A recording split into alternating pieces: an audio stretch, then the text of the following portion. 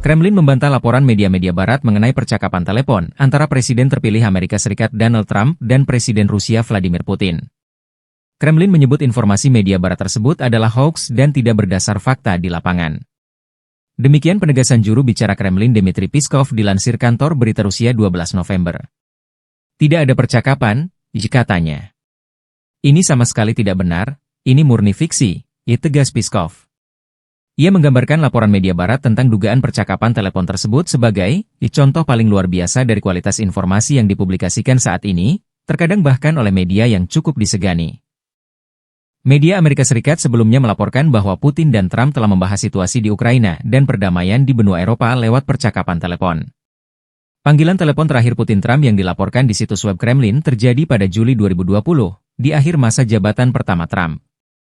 Agendanya mencakup berbagai isu internasional, termasuk stabilitas strategis. Komunikasi berlanjut pada bulan-bulan berikutnya saat Putin mengeluarkan pernyataan bersama tentang Nagorno-Karabakh bersama dengan rekan-rekannya dari Amerika Serikat dan Prancis. Selain itu, ia mengirim pesan kepada Trump yang mendoakannya agar cepat pulih dari virus corona. Selain itu, Presiden Rusia mengucapkan selamat tahun baru 2021 dan selamat Natal kepada Trump dan Presiden terpilih Amerika Serikat saat itu, Joe Biden. Putin tidak mengirimkan ucapan selamat apapun kepada para pemimpin Barat dalam 2 tahun terakhir, termasuk Presiden Amerika Serikat. Putin dan Trump bertemu langsung dalam beberapa kesempatan. Secara khusus, ibu kota Finlandia, Helsinki, menjadi tuan rumah pertemuan puncak Rusia-Amerika Serikat pada Juli 2018, di mana kedua pemimpin mengadakan percakapan empat mata dan pembicaraan yang diperluas yang melibatkan delegasi mereka.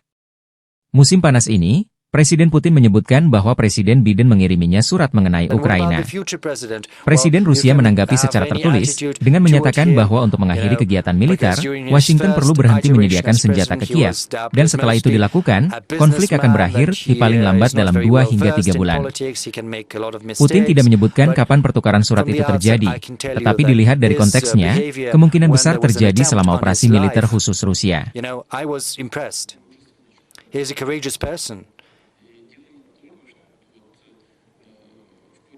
And it's not just about the hand he raised and his call to fight for their common values and ideals. Of course, there was a rush of adrenaline, but a person shows their true color in these emergencies.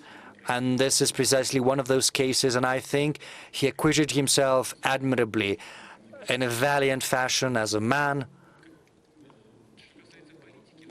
As far as politics is concerned, I don't know, during his first presidency, I don't know whether he's going to hear that, but I think I'm going to say that regardless. I think he was harassed by everyone on all sides, bullied. He was afraid of making a step to the left or to the right, saying the wrong thing. I don't know what's going to happen right now during his new presidency, because this is going to be his last presidency.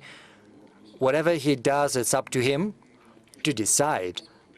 But what he's been saying publicly up until now, you know, I would be loath to comment on what was said during the electoral campaign, because, you know, that was a deliberate thing to fight for votes. But regardless, what he said about his desire to rebuild relations with Russia, to facilitate an end to the Ukrainian crisis, I think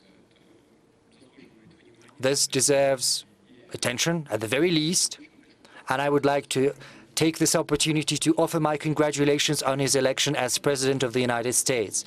As I said before, we are going to work with any head of state that is going to garner the trust of the American people. Download Tribun X sekarang, menghadirkan lokal menjadi Indonesia.